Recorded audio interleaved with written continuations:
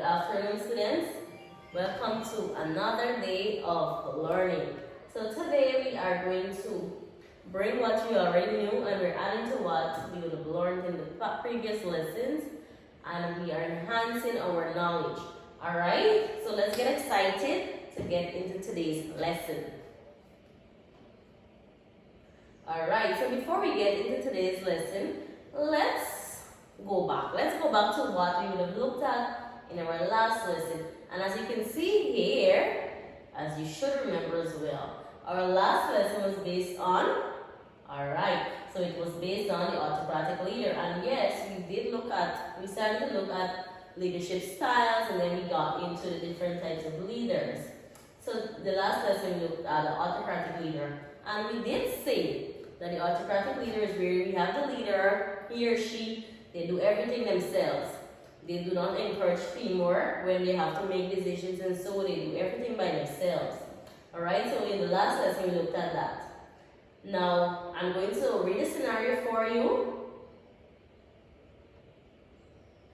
Alright, so we have a scenario here. We're going to read our scenario and then we'll try to identify which type of a leader we are looking at today. Alright, so let's read our scenario. It says, in a small town, Miss Ali was chosen as the community leader. When the school needed repairs, she called a meeting with the town's people. What do you think we should do first, she asked. The group discussed and voted to fix the roof before painting the walls. Miss Ali smiled and said, together we'll make it happen. Everyone felt included and worked as a team to improve the school. So after reading this scenario, what do you think, or which type of leader do you think that scenario is portraying? Do you think it is democratic as the first word or autocratic here? Alright, so what do you think? Alright, now after reading that scenario, we can all agree that it is democratic. So in today's lesson, we are going to look at the democratic leader. Now let's find out who a democratic leader is, or who democratic leaders are. Now here we have a definition that we can work with. The definition reads, a democratic leader is someone who makes decisions by involving others, listening to their ideas, and encouraging teamwork. Now let's go through that definition a little. It says, a democratic leader is someone who makes decisions by involving others. Now with this type of leader, we have a leader and then we have persons around. Now this is the type of leader that would involve others when they're making decisions. When they're trying to decide on things, they would involve other people. So this is not a type of leader where they do everything by themselves, but they involve others. Hence, it is democratic. They also listen to people's ideas.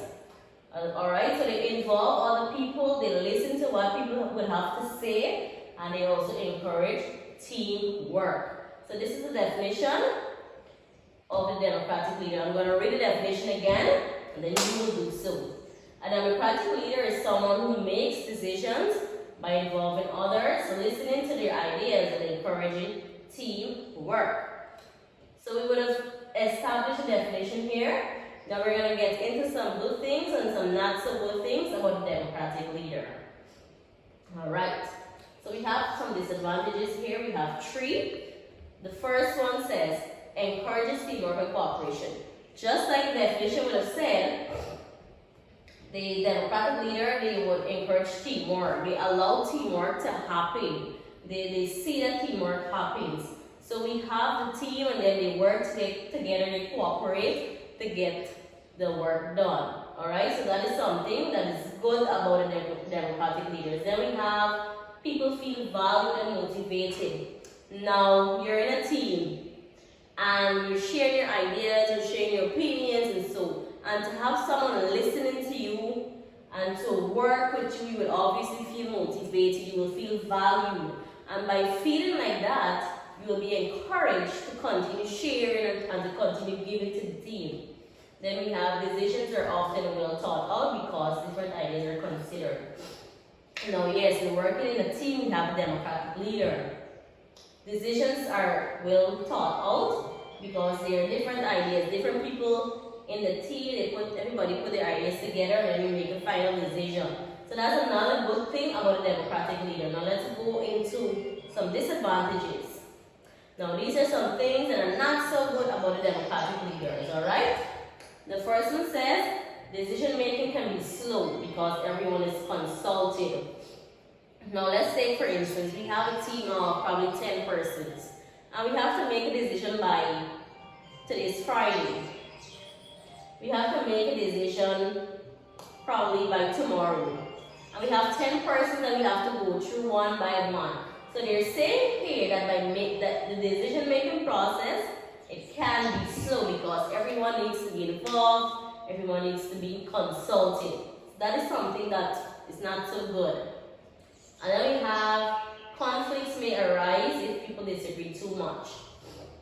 Now, as we have so many good things on a democratic leader, this is something that is a challenge. This is something that can be a challenge to persons or to members. If everybody is having something to say, then conflicts may arise because not everybody will have the same opinion. Alright, not everybody will have the same saying. So there may be some sort of disagreements. The last one is not effective in situations needing quick decisions. Now this goes back to the very first point where we have slow decision making, where you can make decisions quickly as possible. Alright, so these are some disadvantages of the democratic leader. Good. So today we would have covered the democratic leader, who that person is. We would have touched on some good things, some advantages, and we also would have touched on some challenges of being a democratic leader. Now for your homework, I want you to write in one paragraph. You have to describe a democratic leader. Here's where you're going to use adjectives and those fancy words to describe who a democratic leader is going to be. And you're going to do so in just one paragraph. Alright, is that understood? See you next class.